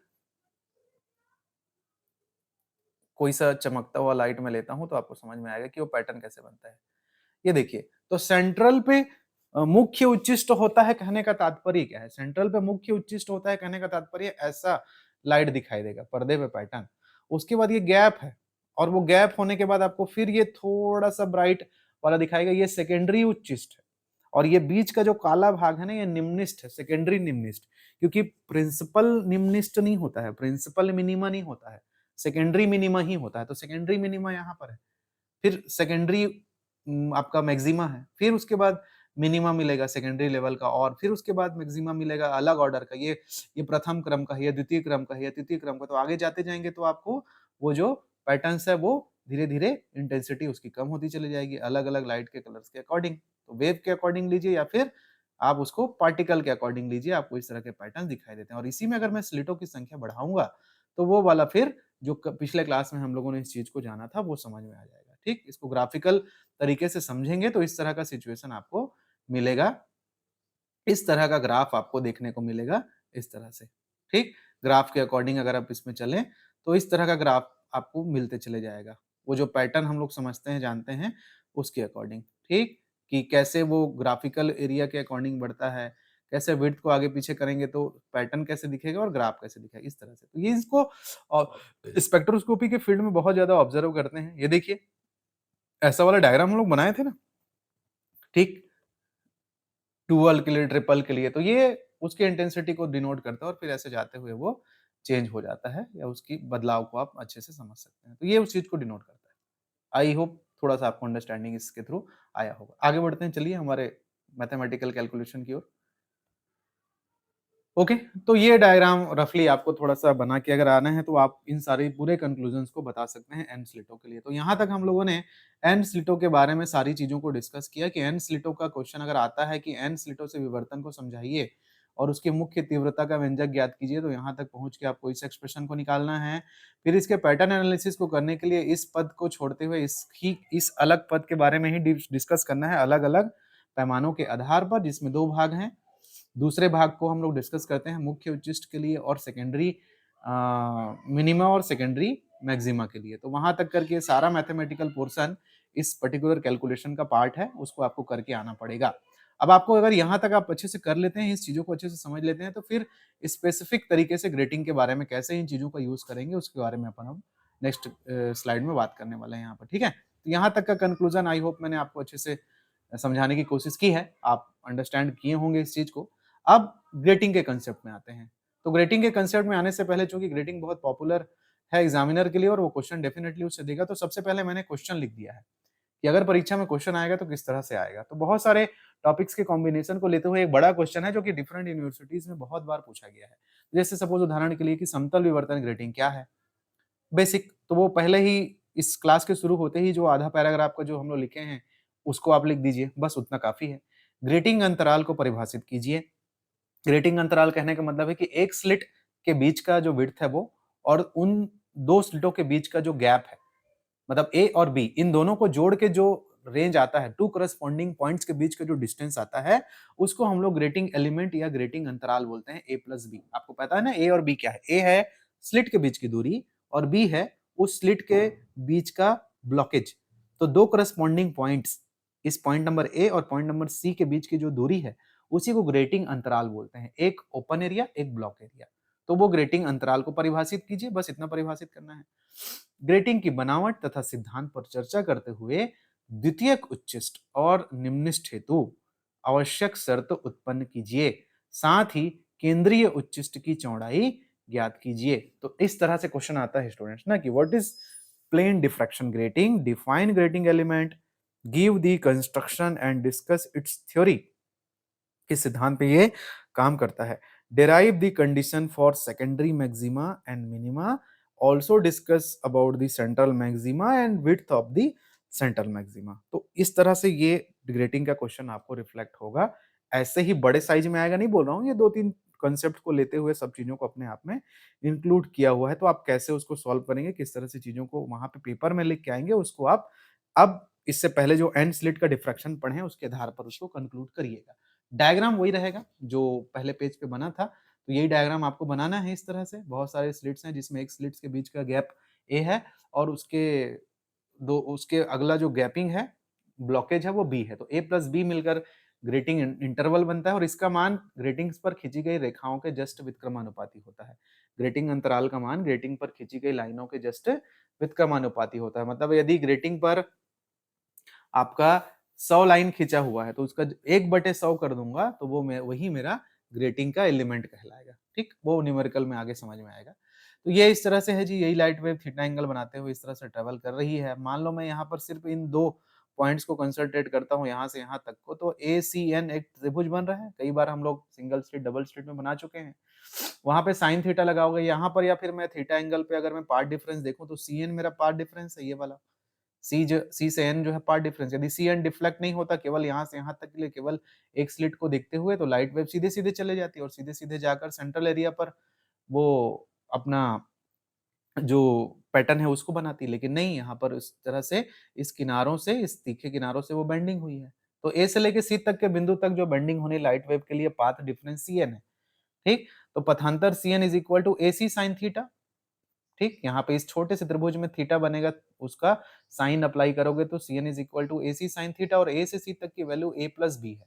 तो पथांतर C N is equal to A plus B sine theta, किसी भी दो कंसेक्यूटिव पॉइंट को लेते हुए, किसी भी दो चरम बिंदुओं को लेते हुए जो आप ग्रेटिंग के लिए एक पाथ डिफरेंस डिफाइन करेंगे वो ये है। अब यही चीज बार बार आगे रिपीट होती है, एक ब्लॉक एक ओपन, एक ब्लॉक एक ओपन, ऐसा करके। ठीक, तो थीटा कोण पर विभिन्न कोणों पर अधिकतम तीव्रता हो तो मैक्सिमम इंटेंसिटी की शर्त क्या है? मैक्सिमम इंटेंसिटी की शर्त ये है, संपोषी व्यतिकरण की शर्त याद रखेंगे। ग्रेटिंग से निकलने वाले प्रकाश किरणों पर, तरंगों पर अधिकतम व्यतिकरण ही होता है। तो यदि ये पाथ डिफरेंस है, यदि ये पथांतर है, तो अधिकतम तीव्रता हेतु या संपोषी व्यतिकरण हेतु पथांतर का मान एन लैम्डा के बराबर होता है। ये व्यतिकरण वाले यूनिट में आप पढ़ चुके हो, दूसरे यूनिट में। ये कंडीशन है जहां पर ब्राइट फ्रिंज मेरे को दिखाई देगी, वो एन लैम्डा के बराबर किस delta is equal to n lambda को संतुष्ट करेगा। कंफ्यूजन नहीं होना चाहिए आपको, ये कहां से आ रहा है करके, है ना। Delta is equal to n lambda and my delta in this situation is c n. So c N is equal to something of n lambda. So a plus B sine theta n, क्योंकि theta n term के लिए जाऊंगा मैं, N विभिन्न बिंदुओं के लिए N lambda को संतुष्ट करना चाहिए। ठीक, तो जहां जहां पर ये चीज संतुष्ट होगा वहां वहां पर आपको मैक्सिमम दिखाई देगा, ब्राइट कलर का पैटर्न दिखाई देगा। तो देखिए ये है मेन इक्वेशन। इसमें n बराबर 0 होगा तो जी n बराबर 0 इस तरफ 0, तो फाइनली साइन थीटा n बराबर 0 बटे समथिंग, तो 0 साइन 0 0 होता है। तो हमको वो पॉइंट पर क्या दिखेगा, केंद्रीय उच्चिष्ट मिलेगा, प्रिंसिपल मैक्सिमा मिलेगा, जिसके लिए कोई भी पार्ट डिफरेंस नहीं होता। जब n बराबर 1 होता है तो a plus B sine theta 1 बटे लैम्डा प्राइमरी मैक्सिमा मिलेगा। इसके थ्रू प्राइमरी मैक्सिमा ओ के दोनों साइड जो फैलेगा, p से p डैश के मध्य में जो पैटर्न होता है ना, ये देखिए, ये यहाँ तक एकदम जो चढ़ा हुआ मिला, ये आपका मुख्य उच्चिष्ट है, और इसके दोनों तरफ जो थोड़ा थोड़ा फैलाव हुआ, ये फैला, ये आपका प्राइमरी मैक्सिमा है n बराबर 1 के लिए। फर्स्ट राउंड, थर्ड राउंड, है ना। उसके बाद सेकंड n बराबर 2 करोगे तो वो भी आएगा। n बराबर 2 के लिए a plus b theta 2 2 lambda, second order principal maxima जो आगे और मिलेगा। एक डायग्राम यहाँ पे बना है, उसको समझिएगा। यहाँ देखिए, ये देखिए, ये सेंट्रल इमेज है, फिर बहुत सारे स्लिट के बीच में गैप आएगा, डार्क फ्रिंज बनेगा, और उसके बाद फिर आपको एक फर्स्ट ऑर्डर का मैक्सिमा मिलेगा, फिर n बराबर 2 के लिए सेकंड ऑर्डर का मैक्सिमा मिलेगा। तो ये सेंट्रल मुख्य मैक्सिमा है, सेंट्रल मैक्सिमा। तो वही है यहाँ पर, ये केंद्रीय उच्चिष्ट है, सेंट्रल मैक्सिमा n बराबर 0 के लिए, n बराबर 1 के लिए प्राइमरी मैक्सिमा, n बराबर 2 के लिए सेकेंड ऑर्डर प्रिंसिपल मैक्सिमा। तो ये जो डायग्राम यहाँ पर ग्रेटिंग का क्वेश्चन जब भी आएगा तो ये डायग्राम बना के आना पड़ेगा आपको, है ना। तो ये सेंट्रलाइज्ड इंटेंसिटी, फिर छोटे छोटे छोटे छोटे इंटेंसिटी और ब्लॉकेज बोल सकते हैं, और फिर उभरा हुआ स्लिट के अकॉर्डिंग, तो ये मिल गया। एक से अधिक आपतित तरंग दैर्ध्य के लिए तीव्रता क्या होगी ग्रेटिंग के लिए, मतलब ग्रेटिंग के ऊपर एक से अधिक तीव्रता के वेवलेंथ के तरंगे आ रही है, मतलब लाल रंग भी आ रहा है, पीला रंग भी आ रहा है, हरा रंग भी आ रहा है, तो कई ठो है। तब दो तरंगों के मध्य यदि तरंगदैर्ध्य का अंतर लैम्डा और लैम्डा प्लस डी लैम्डा है, तो उससे रिलेटेड एंगल थीटा और थीटा प्लस डी थीटा हो, तब ग्रेटिंग पर आपतित हो रही है ये इस तरह की दो तरंगे।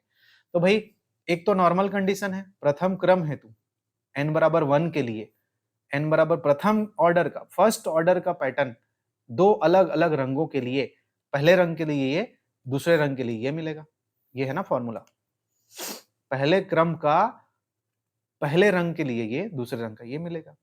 तो हम ये देखते हैं कि जब व्हाइट लाइट ग्रेटिंग पर पड़ती है तो केंद्रीय वाला हिस्सा चमकीला उच्चिष्ट दिखाई देगा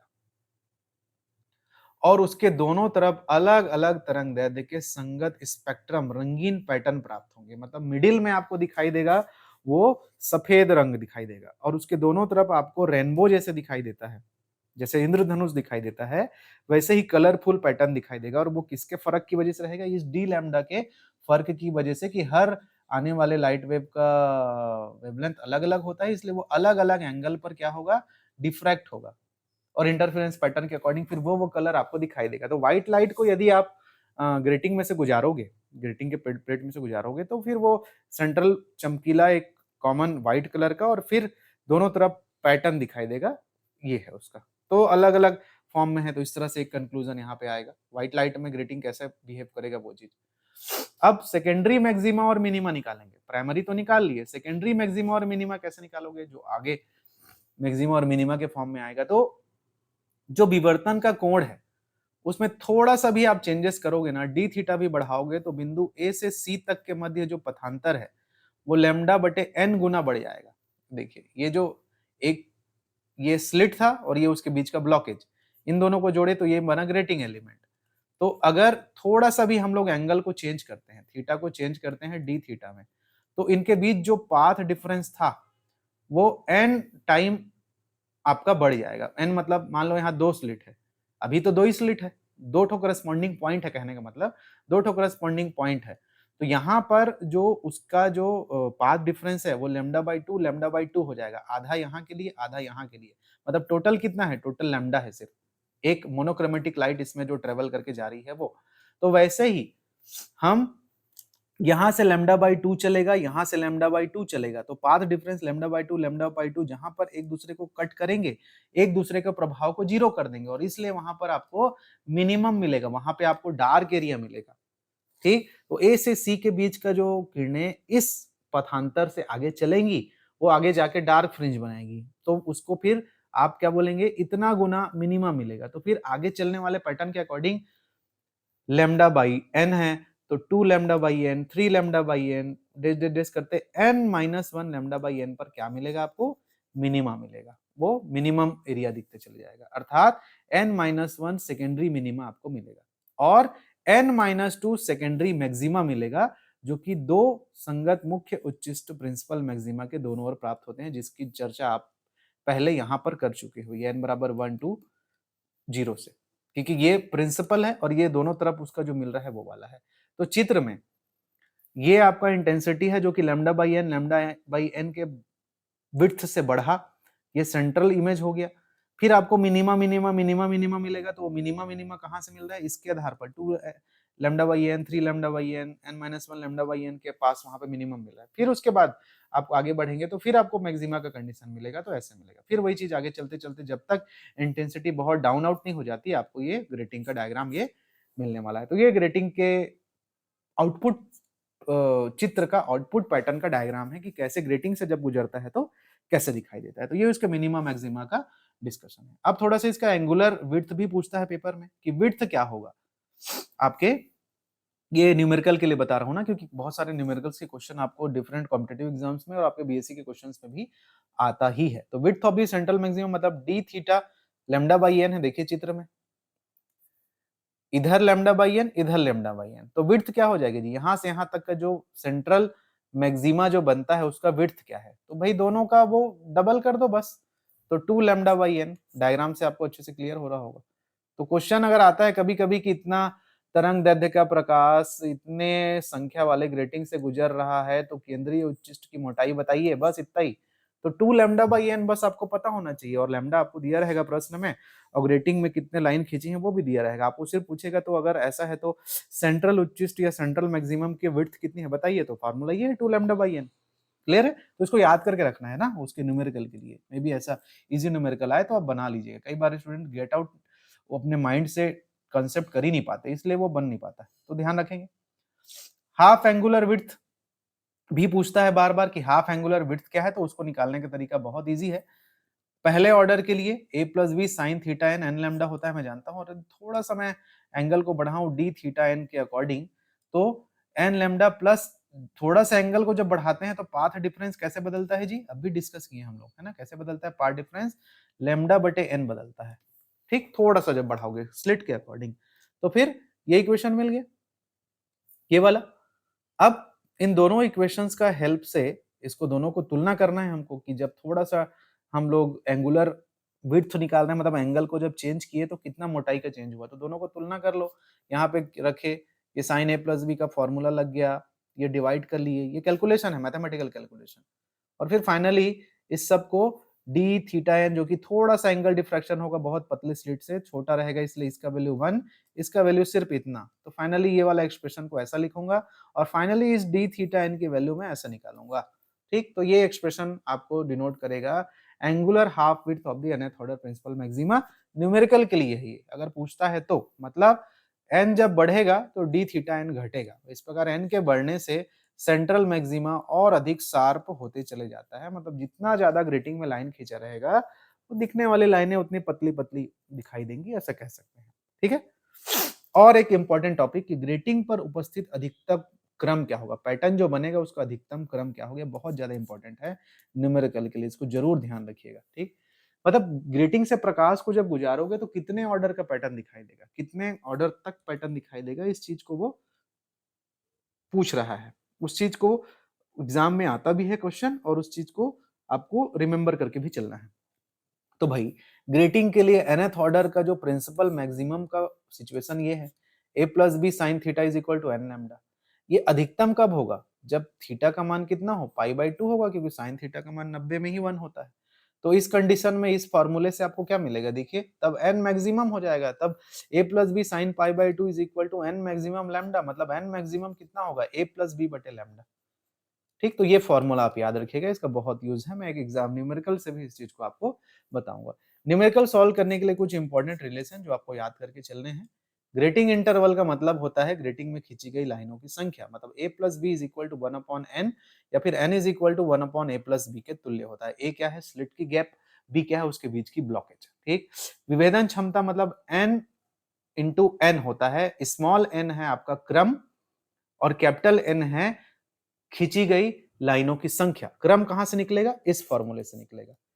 ग्रेटिंग की विभेदन क्षमता तरंग दैर्ध्य के पदों में लैम्डा बटे d lambda is equal to n n है, ठीक। ये प्रैक्टिकल आप लोग करोगे मेरे ख्याल से, लेजर लाइट की सहायता से ग्रेटिंग का आप पारगमन ग्रेटिंग की सहायता से प्रकाश का तरंग दैर्ध्य ज्ञात करने का प्रैक्टिकल, या समतल लेजर की सहायता से ग्रेटिंग अंतराल प्राप्त करने का प्रैक्टिकल आप करेंगे, तो वहां ये सब यूज होता है। और ग्रेटिंग के लिए मैक्सिमम सिचुएशन का फॉर्मूला ये होता है, ये भी याद रखिएगा, तरंग दैर्ध्य ज्ञात करने के लिए सिंपल है, यहां से देखिए तरंग दैर्ध्य निकालना है तो lambda is equal to a plus b और साइन थीटा एन बटे एन में कर सकता हूं, और फर्स्ट ऑर्डर का है तो फर्स्ट ऑर्डर का एंगल, सेकंड ऑर्डर का है तो second order, n is equal to 1 2 3 कहने का मतलब है प्रथम क्रम, द्वितीय क्रम, तृतीय क्रम। तो वो कहां से, जैसे आपको जब माइक्रोस्कोप से उस पैटर्न को आप देखोगे तो ये प्रथम क्रम है भाई, ये द्वितीय क्रम है, ये प्रिंसिपल वाला है, इसको ऑब्जर्व करके वो डिस्टेंस डिस्टेंस मेजर करके फिर वहां से डेटा पुट करोगे, प्रैक्टिकल की चीजें, ठीक। प्रैक्टिकल की चीजें हैं, वहां पर भी आप इस चीज को कंक्लूड करिएगा। कुछ न्यूमेरिकल मैं आपके साथ शेयर कर रहा हूं जो कि एग्जाम में बहुत ज्यादा पूछे जाते हैं, और ये इंपॉर्टेंट है करके इसके सॉल्यूशन पे बात नहीं कर रहा हूं, आपको किस तरह से छोटे छोटे फॉर्मूले को अपने दिमाग में रख के चलना है, जिससे आपका काम बहुत ईजी हो जाएगा और आसानी से ये सारे क्वेश्चन आप बना सकते हैं। बीएससी में भी पूछे जाते हैं, इसमें से एक न्यूमेरिकल तो फिजिक्स मेंस में पूछा गया है, यूपीएससी के मेंस में भी पूछा गया है। तो बहुत छोटा छोटा क्वेश्चन होता है जो बच्चे सिविल सर्विस पढ़ने के लिए फिजिक्स को मेंस सब्जेक्ट के तौर पे पढ़ते हैं, या फिर जियो फिजिक्स का पेपर देते हैं, या फिर फॉरेस्ट सर्विस का पेपर देते हैं फिजिक्स को ऑप्शनल लेते हुए, उसके पेपर में इस तरह के न्यूमेरिकल्स आते हैं। ऑप्टिक्स का पेपर जो है चूँकि लेंथी होता है, तो भाई जितना टफ एग्ज़ाम देश में रहेगा, जितना हेवी एग्ज़ाम, जितना हायर सैलरी, जितना हायर रेपुटेशन का एग्ज़ाम आप टारगेट करेंगे, तो वो उतने ही किच-किच वाले टॉपिक्स को, सिलेबस को अपने आप में रखता है। तो ऑप्टिक्स में एक बार जिसने कमांड बना ली, जिसने डिफ्रैक्शन, इंटरफेरेंस और पोलराइज़ेशन और वेव्स के बारे में अच्छे से समझ लिया, तो उससे इतने छोटे-छोटे न्यूमेरिकल वो लोग देते हैं 10-10 नंबर में। लेकिन हर किसी का कांसेप्ट क्लियर नहीं रहता। तो यूपीएससी लेवल के एग्ज़ाम को क्रैक करने के लिए जियो साइंटिस्ट, जियो फिजिसिस्ट, फॉरेस्ट ऑफिसर, इवन अब आईएएस, तो ये छोटे-छोटे कांसेप्ट वहाँ पे काम आते हैं। तो बहुत पेशेंस की ज़रूरत है स्टूडेंट, बहुत पेशेंस की। मैं क्लास बना रहा हूँ तो मुझे पता है कि पता नहीं स्टूडेंट्स उस पेशेंस से इसको देख पा रहा है कि नहीं, उसको कितना बल्की लग रहा होगा आपके एज में, आपकी उम्र जो भी 20 से 25 साल के बीच में जो भी है, उसके उस उम्र के एज में आप अभी कितना आपको ये बल्की लग रहा होगा। लेकिन नहीं, इसको आपको इन्वेस्ट करोगे तब जाके ये कभी लाइफ में आपको कहीं पे रिवॉर्ड करेगा। आप बड़े-बड़े एग्ज़ाम्स में फिर वहाँ पे आपको कहीं पढ़ना नहीं पड़ेगा, आप अपने से तरीके से इसको समझ के चल पाएँगे। फिर कॉलेज के भरोसे तो कॉलेज है, आप जान ही रहे हैं कि वहाँ का सिचुएशन कैसे रहता है। Okay, so here are some example of numerical कि मान लो एक मोनोक्रोमैटिक लाइट, एक वर्णीय प्रकाश जिसका तरंगदैर्ध्य इतना है, डिफ्रैक्ट होता है। किसके द्वारा? ग्रेटिंग के द्वारा, जिसमें 2500 लाइनें खींची हुई हैं पर सेंटीमीटर। आपको बताना है कि क्या 16th ऑर्डर का डिफ्रैक्शन पॉसिबल है? मतलब क्या 16वें क्रम का फ्रिंज आपको दिखाई देगा? ये पूछ रहा है। हम जानते हैं कि n maximum is equal to a plus b बटे लैम्डा। अभी ये फॉर्मूला मैं डिराइव करके लेके आया हूं, आपको बताया, ये याद रखिएगा करके, ये वाला n ही क्रम है उसका। Grating element a plus b बराबर 1/2500। मैंने बोला था कि a plus b is equal to 1/n, ये याद रखना है आपको, खींची गई लाइनें। तो grating element a plus b से मिलकर बनता है 1/2500। कौन सा तरंगदैर्ध्य का प्रकाश यूज कर रहे हैं? 5000 एंगस्ट्रॉम का, तो लैम्डा दिया हुआ है। तो भाई n मैक्सिमम निकालूंगा मैं, तो 1 अपॉन, यहां पर 1 अपॉन, ये हो जाएगा 2500 इंटू 5000 इंटू 10⁻⁸, क्योंकि ये एंगस्ट्रॉम को मेरे को बदलना पड़ेगा ना उसमें, आपके सेंटीमीटर में, क्योंकि ये पर सेंटीमीटर दिया था। अगर मीटर में बदलता तो 10⁻10 करता। इसको रख के जब सॉल्व करोगे, आप सॉल्व आउट करोगे तो 8 आता है। मतलब वो ग्रेटिंग जो है इस रेंज के लाइट वेव को सिर्फ 8 राउंड तक फैला सकता है, 8वें क्रम तक फैला सकता है। मतलब 16th ऑर्डर का डिफ्रैक्शन पॉसिबल नहीं है। This is the conclusion. अधिकतम विवर्तन का क्रम कितना रहेगा? सिर्फ 8 रहेगा, 8th राउंड तक। बहुत ईजी न्यूमेरिकल था, 10-10 नंबर में पूछता है सिविल सर्विस एग्जाम में, जियो फिजिसिस्ट के एग्जाम में। बट कॉन्सेप्ट क्लियर होना चाहिए ना, विजुअलाइजेशन होना चाहिए दिमाग में। 8वां क्रम, 10वां क्रम कहने का मतलब क्या है, उस पैटर्न के ऊपर बात कर रहा हूँ। चलिए एक और क्वेश्चन हम यहाँ पे पढ़ते हैं, बहुत पॉपुलर क्वेश्चन है। A parallel beam of monochromatic light is allowed to be incident normally on a plane transmission grating having 5000 line per centimeter। एक एकवर्णीय प्रकाश की किरण को एक समतल पारगमन ग्रेटिंग पर, जिसपे 5000 लाइनें पर सेंटीमीटर खींची हैं, से गुजारा जाता है। And second order spectrum line is found, और द्वितीय क्रम का जो स्पेक्ट्रम लाइन है वो हमें मिलता है कहां पर? थीटा बराबर 30 डिग्री पर। तो जिस लाइट को हम लोग यूज कर रहे हैं उसका तरंगदैर्ध्य क्या होगा, इसे बताइए। एस्ट्रोफिजिक्स के फील्ड में इस चीज का इतना ज्यादा उपयोग किया जाता है। विभिन्न अननोन तारों, ग्रहों से आने वाली प्रकाश की किरणों को इस तरह के ग्रेटिंग सिस्टम से गुजार के उससे आने वाली लाइट वेव की तरंगदैर्ध्य ज्ञात की जाती है। तरंगदैर्ध्य ज्ञात करने के बाद उसके कलर पैटर्न से उसके मटेरियल ज्ञात किए जाते हैं। आपने कभी सुना होगा कि भाई टाइटन में पानी है, सल्फर है, और मंगल ग्रह में आयरन है बहुत। तो क्या उतर उतर के तो नहीं देखे ना, आज तक तो इंसान गया नहीं है वहां पर। स्पेसशिप भी लेके गए तो अब जो दूर दूर के ग्रहों तक तो अभी तक लैंडिंग भी नहीं है। रोवर की भी लैंडिंग हम लोगों ने नहीं कराई है, फिर भी हमको पता है जुपिटर में अधिकतर क्या चीज है, और सैटर्न के ग्रहों पे और अधिकतम अधिकतम तौर पे क्या क्या चीजें हैं। तो लाइट्स को, वेव्स को डिस्कस करके, मटेरियल्स के बिहेवियर को स्पेक्ट्रोस्कोपी से डीप स्टडी करके वो सारी चीजें साइंटिफिकली ड्राइव करके लेके आते हैं। यहाँ पे क्या क्या दिया है आपको? दिया है grating element a plus b is equal to 5000, so 1/5000, sine 30 की वैल्यू, और n बराबर द्वितीय क्रम का बोल दिया है, सेकंड ऑर्डर का, तो ये ला गया है। तो हम जानते हैं ये फॉर्मूला होता है a plus B sine theta n is equal to n lambda. Second order का है तो फिर a plus B sine theta two is equal to 2 lambda, और लैम्डा निकालना है तो a plus B sine theta 2/2, 1/5000, a plus b के जगह साइन थीटा 2 के जगह 0.5, क्योंकि साइन 30 का मान है। और बटे 2 अपनी जगह पर है। इसको कैलकुलेट कर लूँगा तो this much of something, this type adjustment कर लेंगे आप और फिर फाइनली आप लिखेंगे। तो 5000 ऑफ एंगस्ट्रॉम का लाइट वेव आपको वहां से गुजर रहा है, चल रहा है, उसका आपने तरंग दैर्ध्य फाइंड कर लिया। तो ऐसा छोटा-छोटा क्वेश्चंस आपको बहुत मिलता है, उस चीज को आपको समझना है। पैटर्न एनालिसिस क्या होता है, उसका विजुअलाइजेशन आपको बहुत इंपॉर्टेंट है। एक 10 सेकंड का विजुअलाइजेशन जो पिछले क्लास में हमने किया था, उसके थ्रू इस पूरे क्लास को मैं कंक्लूड करता हूँ। फिर और साथ ही साथ ये यूनिट भी हमारा यहाँ पे खत्म होता है, जिसका टाइटल डिफ्रैक्शन था। अब आप में से बहुत लोगों को ये बल्की लगता है, लेंथी लगता है, वो आपके ऊपर है। ये अपनी इन्वेस्टमेंट बहुत ज़्यादा माँगता है। सिर्फ बीएससी पास करना चाहते हैं, कोई दिक्कत नहीं। आप इम्पोर्टेंट टॉपिक ही मैंने डाला हुआ है, 5 ही क्लास, उतना ही थोड़ा-थोड़ा पढ़ के अगर उसके 2-3 वीडियो ही देख के आपको अथवा में तो क्वेश्चन मिल ही जाएगा। लेकिन अगर इस फाउंडेशन को ध्यान में रखते हुए आप आगे चल के अपने लाइफ में कोई बहुत बड़ा गोल सेटअप करने चाहते हैं, तो फिर वो फाउंडेशन फिर आपको अभी से यहीं से बना के चलना पड़ेगा, क्योंकि ये एक तरह का है, बाद में आपको कहीं न कहीं से तो पढ़ना ही पड़ेगा। तो एक कोशिश है आपको अच्छे से इसमें कांसेप्ट बनाने की, दिलाने की। एक रिफ्लेक्शन देखते हैं, फिर इस क्लास को मैं कंप्लीट करूँगा, खत्म करूँगा, फिर अपन इस यूनिट नंबर 3 को भी यहाँ पे फाइनल करेंगे, है ना? 1 सेकंड। ये स्टूडेंट्स एक छोटा-सा रिफ्लेक्शन आपको मैं ग्रेटिंग का शो कर रहा हूँ। ये कलर है लाइट का, अलग-अलग कलर के लाइट के अकॉर्डिंग हम इसको सेट आउट कर सकते हैं। जैसे व्हाइट लाइट, यहाँ पर ब्लू लाइट और यहाँ पे ये ग्रीन लाइट इस तरह से। तो यहाँ पे स्लिट की संख्या 2 है। यहाँ पे जो स्लिट की संख्या हमने मानी है, वो 2 मानी है। ठीक, तो मान लो लाइट मेरा ये वेवलेंथ का है। डी जो दोनों स्लिट के बीच का जो डिस्टेंस है 4 माइक्रोमीटर का है और लेंथ जो 1 मीटर का है पर्दे का, यहाँ पर इस तरफ जो आपको पैटर्न दिखाई दे रहा है। अब यदि मैं स्लिट्स की संख्या बढ़ाता हूँ, ये 2 से अगर 3 स्लिट कर दिया, तो कुछ खास पता नहीं चलेगा। 4, 5, 6, 7 स्लिट की संख्या बढ़ा रहा हूँ, आप बस पैटर्न को देखते जाइए।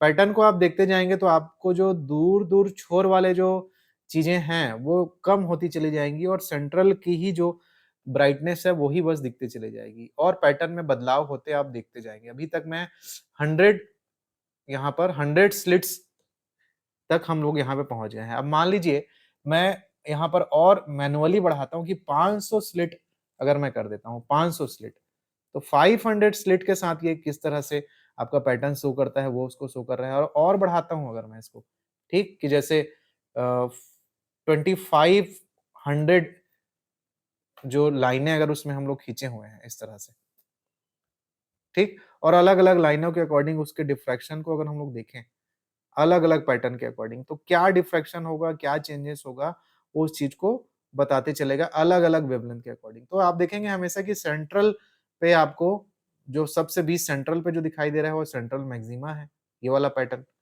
उसके यहाँ पे जो आपको दिखाई दे रहा है वो सेकेंडरी मैक्सिमा है, ये वाला। फिर सेकेंडरी, फिर आगे जाके बहुत सारे गैप्स आते चले जाते हैं, फिर गैप्स आते चले जाते हैं और फिर इस तरह से पैटर्न आपको पर्दे पे दिखाई देने लगता है। तो ये सारी चीज़ें आप एक एग्ज़ाम्पल के तौर पे इसको समझ सकते हैं, जो कि आपको अंडरस्टैंड करने के लिए बाद में स्पेक्ट्रोस्कोपी का डिटेल अंडरस्टैंडिंग कहीं पे अगर आप करेंगे तो मिल वहाँ पे समझ में आएगा। तो ठीक है, यहीं तक इसको आप पिछले क्लास पे भी मैंने आप लोगों को ऐसे बड़े ग्राफ वाले पैटर्न वाले एप्लेट्स शो किए थे, उससे आपको थोड़ी-सी क्लैरिटी और भी इस कांसेप्ट में आ गई होगी। तो ये रहा आज का क्लास स्टूडेंट। ठीक-ठाक क्लास है, लेंथी कहें, हेवी कहें, बट आप पॉज़ लेके देखिए बड़े क्लासेस को 15-15 मिनट देखने के बाद आप पॉज़ ले सकते हैं, ठीक है? और ये यूनिट नंबर 3 हमारा जो कि डिफ्रैक्शन पे बेस्ड था, यहाँ पे खत्म होता है। इसके बाद इस वेव एंड ऑप्टिक्स के पेपर में हमारा एक यूनिट पोलराइज़ेशन का है, जो कि बहुत ज़्यादा मैथमेटिकल तो नहीं है, लेकिन लेंथी है क्योंकि थ्योरी है। आपको ध्रुवण तक या पोलराइज़ेशन या प्रकाश के ध्रुवण के बारे में पढ़ना है, तो उसपे भी कुछ इम्पोर्टेंट टॉपिक्स को लेते हुए अगले 4 से 5 क्लास आपको डिलीवर होंगे। फिर ये डीएससी का सिलेबस आपका वहाँ यहाँ पर फिर कंप्लीट हो जाएगा। अब नेक्स्ट हम लोग अपने डीएससी के भी क्लासेस आपको डिलीवर करेंगे, जिनका इलेक्टिव मैथमेटिकल फिजिक्स 1 है, उसका 1 यूनिट 2 यूनिट हो चुका है। 3rd यूनिट प्रोबेबिलिटी और 4th unit Dirac delta function के ऊपर अपन बात करेंगे। तो पैरेलली अब 1 यूनिट और रह गया है आपके इस पेपर में, उसके बाद ये पेपर आपका सिलेबस हमारी ओर से आपके लिए खत्म हो जाएगा। तो इस डिफ्रैक्शन के यूनिट में से कोई भी किसी प्रकार का डाउट होगा तो आप हमसे शेयर करेंगे, उसे फिर अपन आगे और चर्चा करेंगे आने वाले क्लासेस पे किसी प्रकार से। तो ठीक है, थैंक यू। यहाँ तक आप लोग अच्छे से पढ़ाई करिए। मिलते हैं नए क्लास में। Thank you.